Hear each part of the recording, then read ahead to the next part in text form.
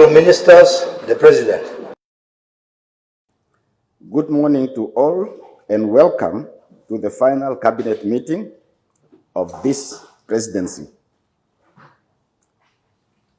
That day has arrived and that time has come. The time has come for me and other members of this cabinet to conclude one of the most eventful chapters in the history of our young democracy. Although moments such as this are often permeated by the air of melancholy, I must admit that I'm filled with a feeling of pride, joy, and great honor, for I am reminded by the saying, and I quote, "Every welfare is a sunset that always awaits the sunrise." Every farewell is a sunset that always awaits the sunrise, end of quotation. So while the sun may be setting on this presidency, we all await with bated breath and hope the imminent sunrise that will usher in tomorrow, with the belief that only greater things lie ahead for the Republic of Namibia and its citizens. I will be the first to admit that the past 13 months have not been easy by any stretch of imagination. However, from the very first minute after I unexpectedly ascended to the helm of the presidency, I was encouraged by the overwhelming and unwavering support that I received from each and every one of you, fellow cabinet members.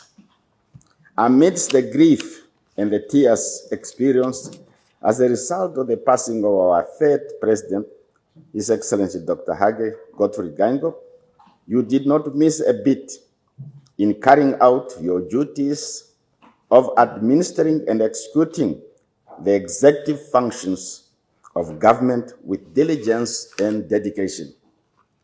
This not only speaks to the robust functioning of our democracy and our sound governance architecture, but also speaks to your character as members of cabinet and as dedicated and faithful Namibians who have remained steadfast and committed to ensuring that under all circumstances, government will remain responsive to the needs of the Namibian people. While we have been seized with mitigating the devastating effects of one of the most severe drought periods in our recorded history, we have also been dealt a double blow. First, last year, we lost a sitting president. This is his chair, in the person of my brother and comrade, Dr. Hage Gottfried Geingob. And secondly, this year, just 12 months later, we lost our founding president and leader of the Namibian Revolution, His Excellency Dr. Sam Shafishuna Nujoma. May their brave souls rest in eternal peace. Despite a series of traumatic events, every time a question has been asked of this cabinet, you have delivered the answer. As the nucleus of Namibia's political leadership, you have remained resolute in the eyes of the storm at each time of calling, and for that, I would like to express my most sincere appreciation and gratitude to each one of you. I am pleased to note that even though we have faced overwhelming headwinds over the past several months, we have maintained our focus on driving government's developmental agenda and ensuring that we improve the standard of living, and the quality of life of the Namibian people. We have taken concrete decisions in Cabinet in the interest of advancing economic growth, employment creation, and poverty eradication for all our citizens. We have also been able to implement those decisions.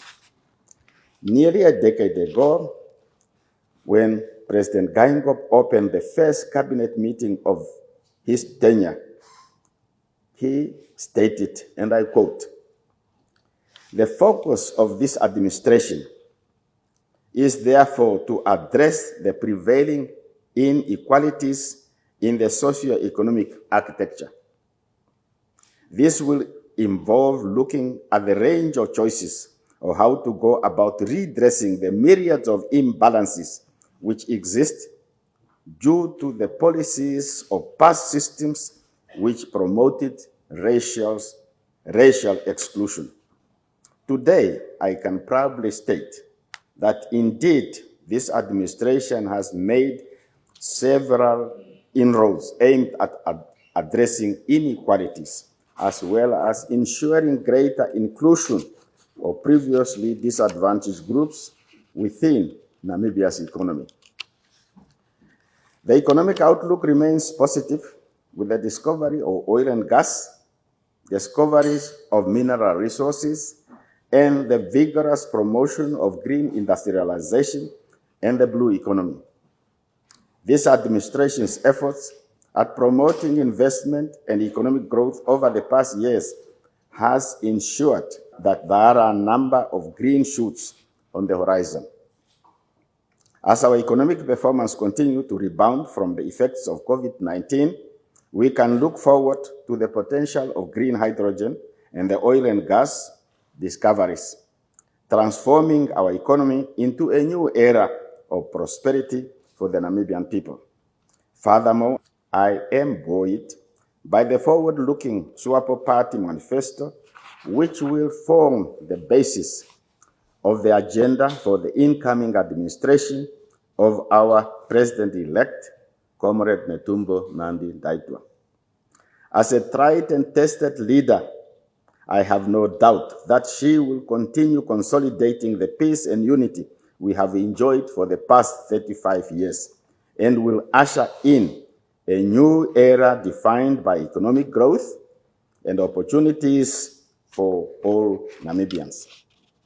In Comrade Netumbo Nandi-Ndaitwah, we have a superb runner who is ready to take over the baton of leadership and commence her race. I am, and I must say, I am proud of her and cannot wait to hand over the baton of administration to her this Friday, not another Friday, this one, knowing full well that she will excel in taking Namibia and its people towards the destiny of shared prosperity, the maintenance of unity, the maintenance of peace, and the maintenance of stability. And as I draw near to the end of my statement, I wish to share with you the wise words of Coretta Scott King, the wife, the widow of the civil rights icon, Martin Luther King Jr., who said, and I quote, "Struggle is a never-ending process. Freedom is never really won. You earn it and win it in every generation." You win freedom, you earn freedom, but in every generation has to fight for it. It's not granted on silver platter. So let us understand that. Certainly the struggle never ends. With the passing of our two iconic leaders in the space of 12 months, we are witnessing the passing of an era. What was the struggle for independence is now becoming the struggle for economic emancipation for all Namibians. In a few days' time, Namibia will become in few days' time, Namibia will welcome the new torch bearers for this modern-day struggle. I am proud that we have laid a solid foundation on which they will continue to build, so that our nation will maintain its reputation as a haven of peace, democracy, unity, and development. I have thoroughly enjoyed working with you to deliver on the crucial mandate of the executive pillar of government and serve the Namibian people. I want to thank each, as I said already, each and every one of you for your commitment and consistent support. Naturally, it's just fair to mention some. Comrade Vice President and President-elect, Comrade Prime Minister, Comrade Deputy Prime Minister, Comrade Ministers, Comrade Secretary General, Comrade Secretary to Cabinet, and your Secretariat, fellow Namibians. It has truly been an honor to chair these cabinet meetings as President of the Republic of Namibia. It has been an honor to serve the Namibian people as their President. It is an honor which I shall carry with me for the rest of my life. So while the sun sets on this session of cabinet, we await the rise of the next cabinet of the Republic of Namibia. I thank you, and God bless the Republic of Namibia.